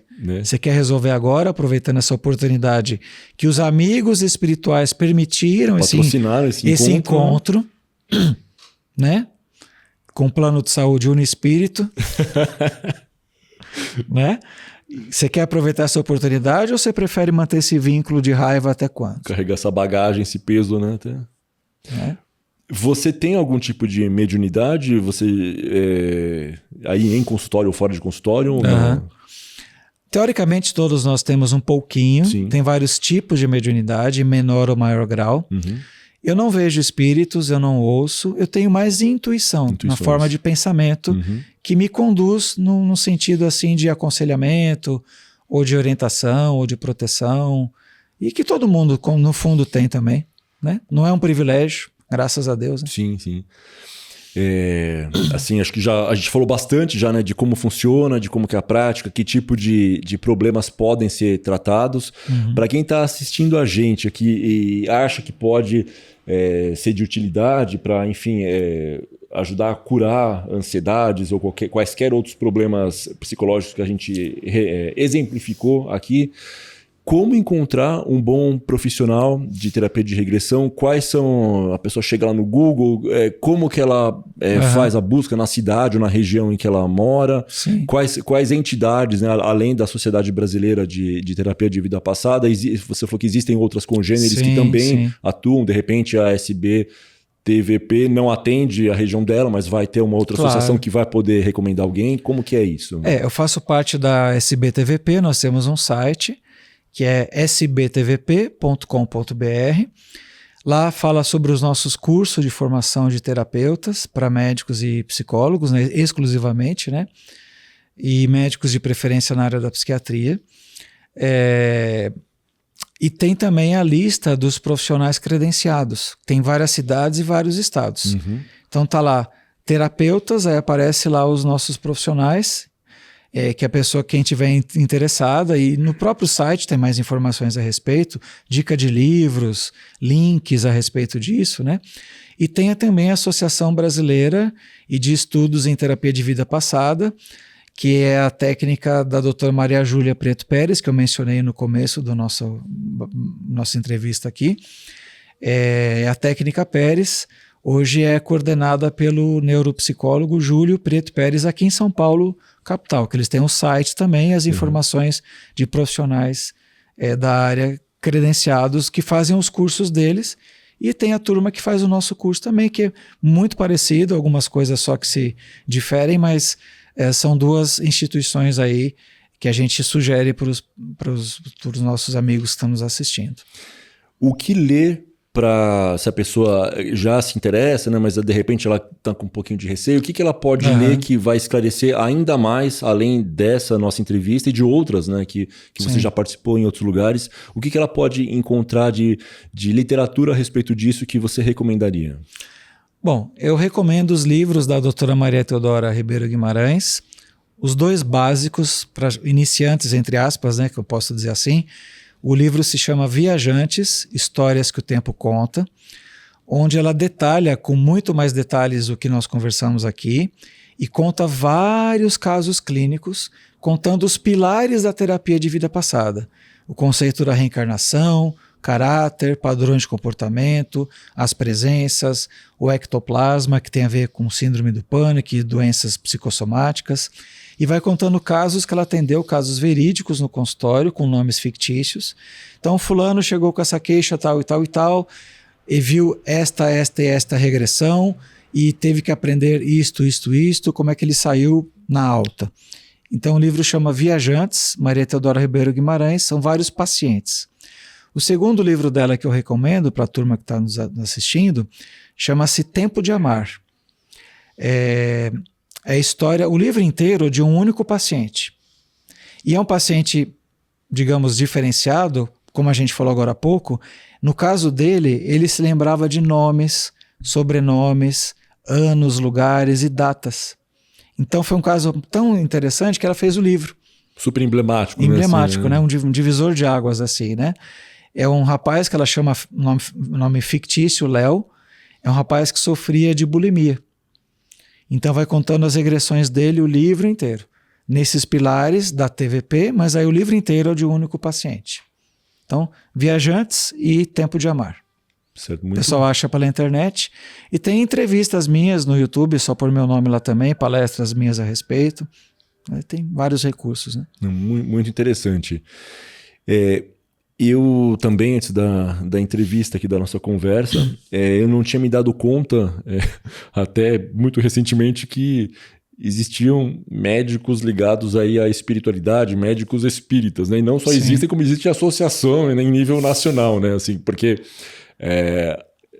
costuma-se tratar, não, médico é um homem de ciência e é tudo comprovado em laboratório, blá, blá, blá, mas a vida não é assim, né? Existem pessoas de diferentes berços e nada impede que alguém, que foi o seu caso, né, de berço espírita, ou na maior parte da família, sim, né? E você veio se tornar um médico espírita, né? Fala um pouquinho desse encontro de ciência, biologia, né, fisiologia humana com espírito, espiritualidade, né? Como que isso acontece? O que essas associações promovem? Enfim. Então, a ciência nem sempre é palpável, né? Essa luz que nos ilumina, a física quântica, né? A biologia, enfim, a gente pode mencionar várias fontes de ciência aí que não dá para fazer só em laboratório, né? Isso é maravilhoso, por quê? Porque a ciência é infinita e a inteligência humana está correndo atrás de respostas, né?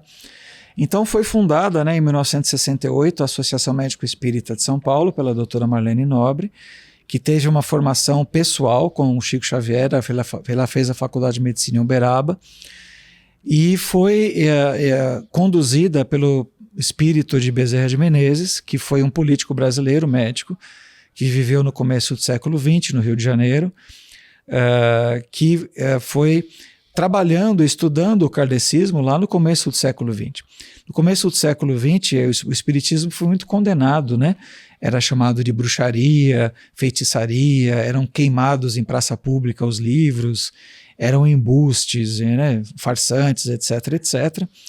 E aí, devagarinho, com o advento e a vinda do Chico Xavier ao Brasil, né, o seu nascimento e toda a literatura, ele escreveu quase 500 livros, e todas as tentativas de derrubada para tentar que ele era um farsante e não era, né, que caíram por terra, realmente foi dando a credibilidade necessária para esse assunto chegar aos profissionais de saúde, né? E aí, em 1968, um grupo de profissionais de saúde aqui em São Paulo fundou a Missão Paulo, que tem até hoje, aqui no metrô Conceição, perto aqui, trazendo a reencarnação, trazendo a alma à medicina e o amor à medicina, né? A humanização do tratamento, isso tem 1000 frentes de trabalho, não só pertence à doutrina espírita, de jeito nenhum, tem médicos e de outras religiões que fazem com muita dignidade a sua profissão, o amor à medicina, né? Mas o espiritismo abrange esses conceitos trazendo a ideia da reencarnação, que faz uma mudança de paradigma.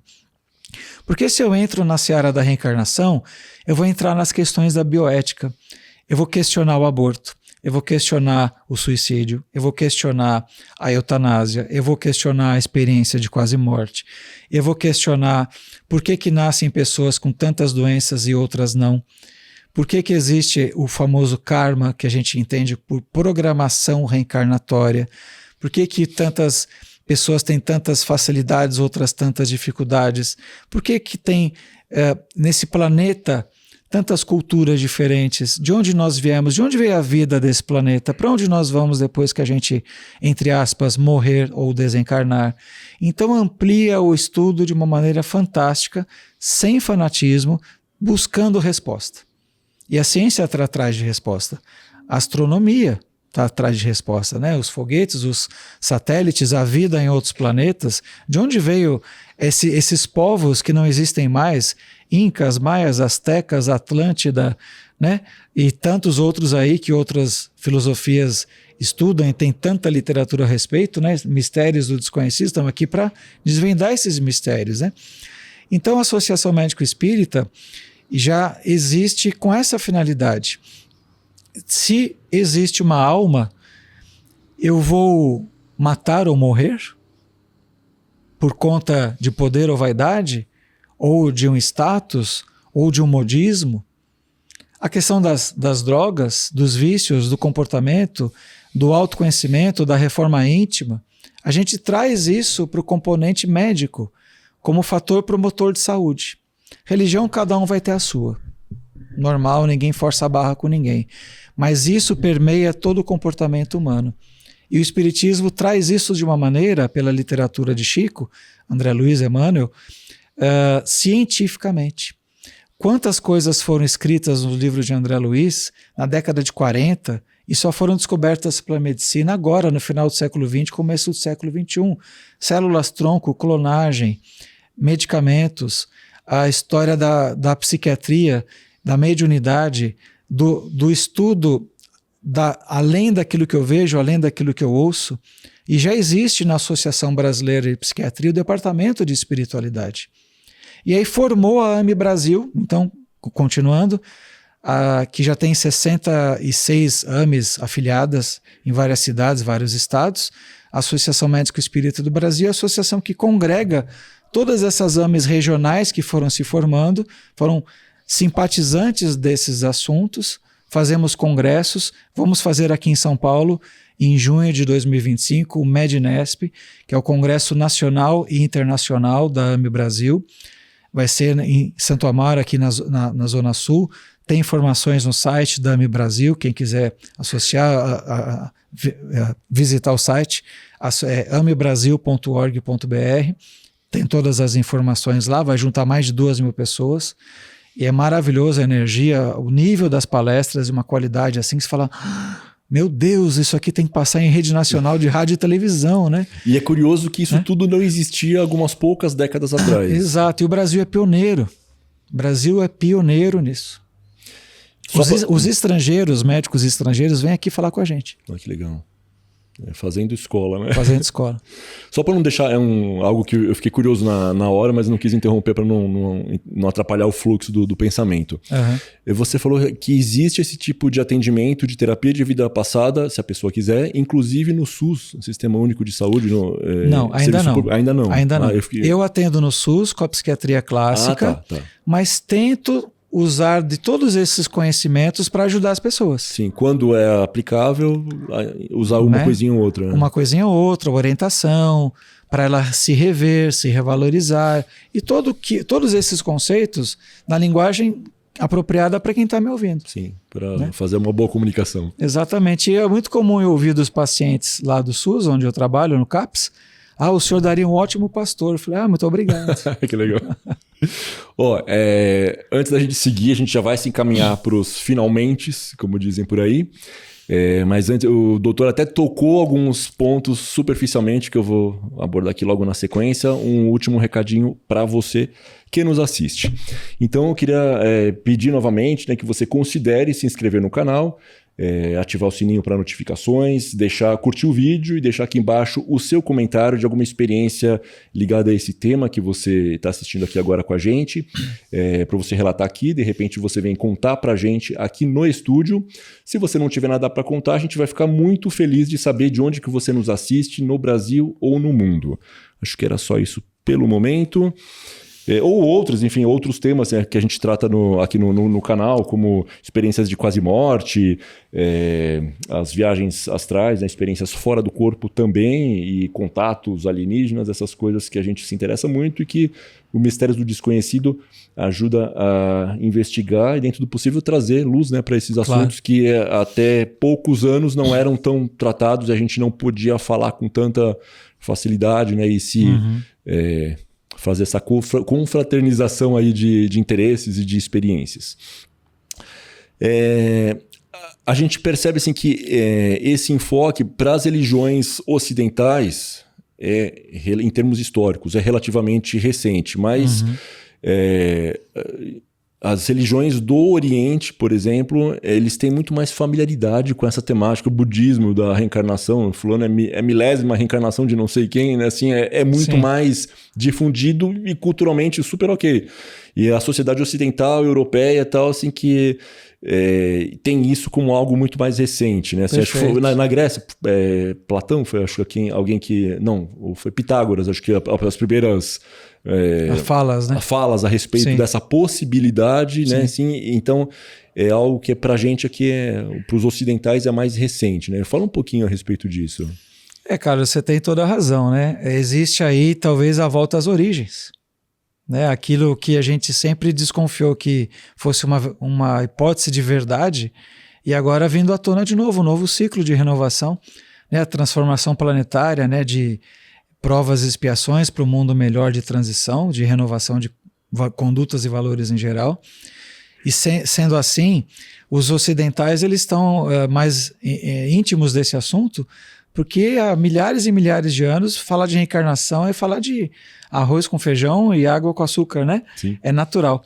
E vários pesquisadores do Ocidente vão para o Oriente pesquisar casos de lembranças de crianças que têm lembranças espontâneas de vidas passadas. Na Índia, Sri Lanka, esses lugares é impressionante, né? Exato. Hans Tendan, Ian Stevenson iam para lá com muita frequência tentar pesquisar documentos. As crianças falam, não, eu era o seu vovô e você tinha um cachorrinho chamado Bob, sei lá, qualquer coisa assim, e vai atrás da informação, documento, cartório, nome, sobrenome. Existia tudo. Né? Existia tudo. Então, a ideia da reencarnação não pertence ao espiritismo, pertence à humanidade. Sim. Sendo assim, a maioria das pessoas não acreditam porque não querem ou porque não é conveniente acreditar para aquele grupo de pessoas. Ou porque bate de frente com o sistema de crenças dela. Exatamente. Ela não pode aceitar e não pode admitir isso. E a gente respeita, não tem problema nenhum, tá tudo certo. Ninguém é melhor ou pior do que ninguém. Sim, né? E você vinha falando dessas culturas orientais que já tem mais essa vivência, também porque essas crianças não são tolhidas, né? Não são... para de falar isso, menina. É encorajado, inclusive, porque para eles é uma comprovação daquilo que eles têm como certo, né? Sim, e aqui também no Ocidente, crianças que brincam sozinhas ou falam sozinhas, é o amiguinho imaginário delas. O pediatra fala, deixa, né? Será que não está falando com algum amigo espiritual? Sim. Já que para a criança, né? Ela tem a antena muito mais conectada ainda, porque é recente a encarnação. Né, exatamente, né? As lembranças estão afloradas, teoricamente, até os 7 anos de vida, né? As coisas se cicatrizariam mais ou apagariam mais a partir dessa idade, mais ou menos, né? Eu tenho uma percepção que eu não sei se é correta ou não, mas que nesse momento que a gente está da história do mundo... Esse tema em especial de terapia de vida passada, né, de forma terapêutica no consultório, assim, acho que isso nunca existiu desse jeito ou atingindo um número tão grande de pessoas. É ok essa percepção ou, enfim, viajei nisso? Acho que vai crescendo devagarinho, né? A gente já teve a oportunidade de falar em redes de televisão aberta, entrevistas também, como essa oportunidade que você está dando aqui aqui nesse seu canal. Mas eu acho que a tendência é aumentar e a gente não tem pressa de multidões também, sim. né? Não, eu quero dizer assim, acho que é natural. Em termos históricos, nunca houve, acho que isso, o uso dessa ferramenta especificamente para tratar desses traumas e de problemas psicológicos que as pessoas têm. Não se fez, acho que nunca tinha se feito na história da humanidade, não existia em vários países profissionais trabalhando com isso. Tá num crescente, realmente, né? Mas tá num crescente... no sentido sério. Sim. Não uma explosão sensacionalista. Não é isso. Aí não teria valor. Não teria valor, nem sinceramente, utilidade. né? Você tem razão. Para finalizar, aqui eu gostaria de saber, na visão de um médico espírita que trabalha há décadas, né, com a terapia de vida passada, o que somos nós, a espécie humana?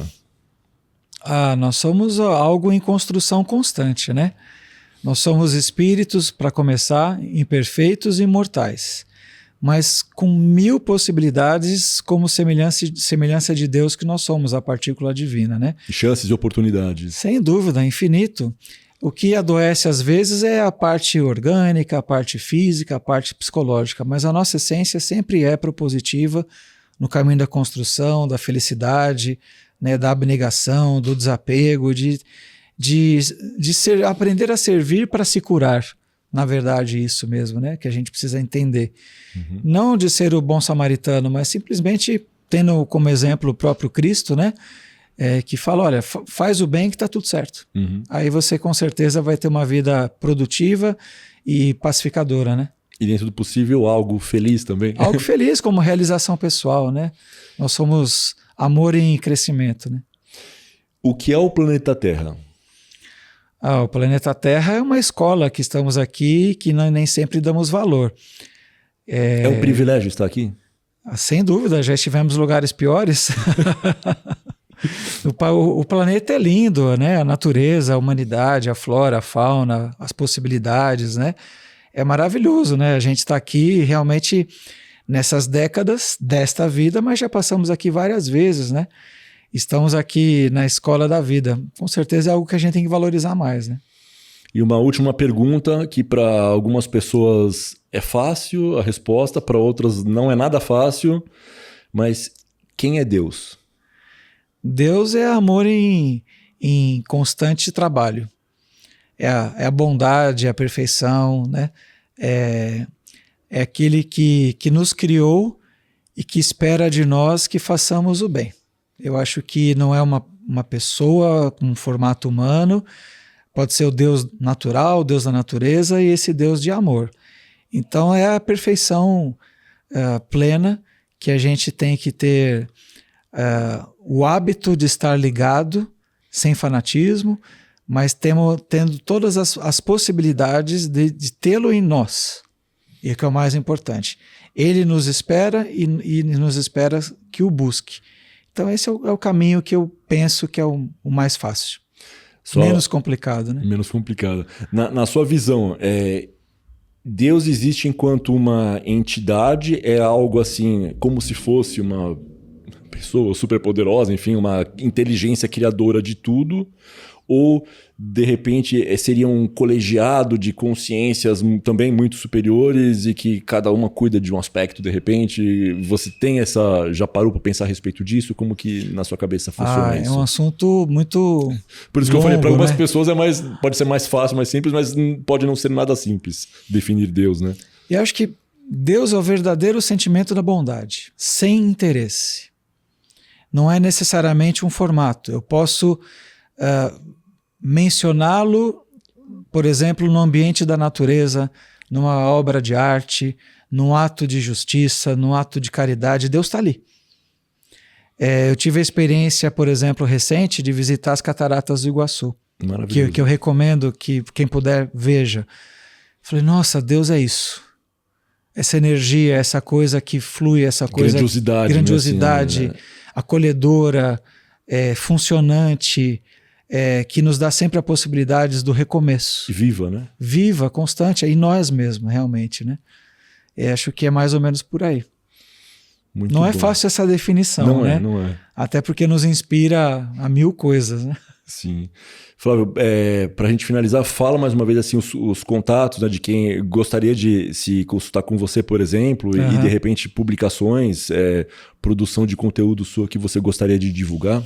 Sim, eu deixo aqui para as pessoas, né, o site da SBTVP, Sociedade Brasileira Terapia de Vida Passada, sbtvp.com.br, o site da Associação Médico Espírita do Brasil, ambrasil.org.br, que fala do nosso congresso que vamos ter ano que vem, o Mednesp, em São Paulo, maravilhoso, recomendo, aberto ao público, não é só para médicos, né? Eu tenho minha rede pessoal no Instagram, Flávio Brown, @FlávioBrown72, tem o Instagram da AME Brasil, da SBTVP, o livro Viajantes, da Maria Teodora Ribeiro Guimarães, o livro Tempo de Amar, que eu recomendo a leitura para aprofundar mais essa conversa que a gente teve hoje aí. E te agradeço também o convite, a oportunidade. Imagina, né? A gente que te agradece a generosidade aí de ter se deslocado da Baixada Santista aqui para São Paulo para participar com a gente dessa... Não é uma entrevista, é um bate-papo, né? Enfim, para a gente conhecer um pouquinho mais, mergulhar um pouquinho mais nesse assunto tão fascinante, né? Que é a terapia de vida passada, né? Acho que a gente conseguiu deixar claro, né? Que sim, é curioso, é muito legal, né? É fascinante, mas é para ser usada com responsabilidade, né? Com uma utilidade clara, né? Que com benefício para quem está fazendo realmente. Sim. Flávio, te agradeço mais uma vez aí pela honra, pela generosidade da sua presença aqui no Mistérios do Desconhecido. Foi um prazer ter você aqui. Obrigado. Foi legal para você? Eu queria saber. Sim, com certeza, né? Falar desse assunto é o nosso trabalho, né? E aproveitar a tecnologia que a gente está aproveitando desse terceiro milênio e trazer o assunto à baila aí que vai para o planeta inteiro, graças a Deus, né? Muito bom. Ó, você que acompanhou até aqui o Mistério do Desconhecido, escreve aqui embaixo muitas vidas que a gente vai saber que você acompanhou até o finalzinho. Então é isso, pessoal. A gente agradece a sua audiência. Espero que você tenha crescido junto com esse papo, como eu cresci, como acho que o pessoal aqui da técnica, o Marcelo, a Suzana e a Giovana, que veio acompanhando o nosso Dr. Flávio Braun Fiorda. Muito obrigado pela sua audiência, um abraço, beijo para quem é de beijo e até a próxima, pessoal. Valeu!